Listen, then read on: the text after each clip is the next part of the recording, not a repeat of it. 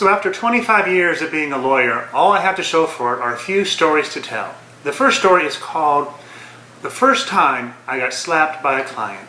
It happened in 1997, and the client was a woman who came into my office wanting to hire me. I looked over her documents, and I said, yes, you have a good case, but you have to pay me. You have to pay me $5,000 down, and you have to pay me $250 per hour. She said that she didn't want to pay that. And I said, but that's my price.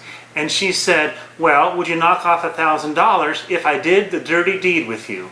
And I said, no. But in my brain, I'm thinking to myself, if I did that deal with her, and if I did the dirty deed with her, which one of us would be the hooker, and which one of us would be the John? And I wasn't quite sure. But I said no. And she says, why not? And I said, because looking at you, I don't think you're worth $1,000. And that's when she slapped me. My second story is about a naughty old client who was 80 years old. So I call it the naughty 80-year-old client. And what happened is that my client had a deposition the next week. And a deposition is a legal interview. And I brought her in the week before to go over the stuff that was going to be in the deposition the next week. And I told her things like, she had to tell the truth and the whole truth and nothing but the truth. She could not lie. She had to answer the question and only the question, and she was not allowed to elaborate. And then I went over all the documents that she was going to be faced with in the deposition. And then I went over all the questions that I thought that maybe she would face. And then I said, I have two more questions for you. And I said, the first question is, do you have anything to hide? And she says, nope, nothing to hide. And I said, great. So one last question.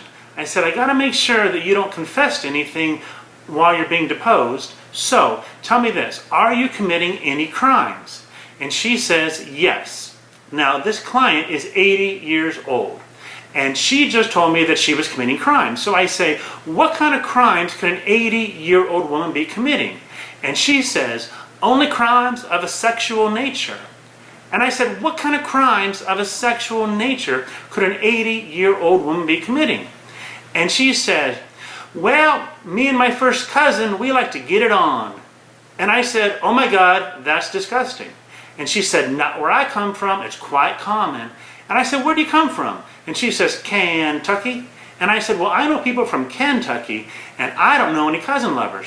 And she says, well, that's just because you don't know the right people. And I said, I don't care, that's still disgusting. How in the hell can you be a cousin lover? And she says, well, I might be a cousin lover, but at least I ain't no lawyer. So in my next speech to a room full of lawyers, I explained to them that on the scale of prestige, that lawyers are one notch below cousin lovers. Thank you.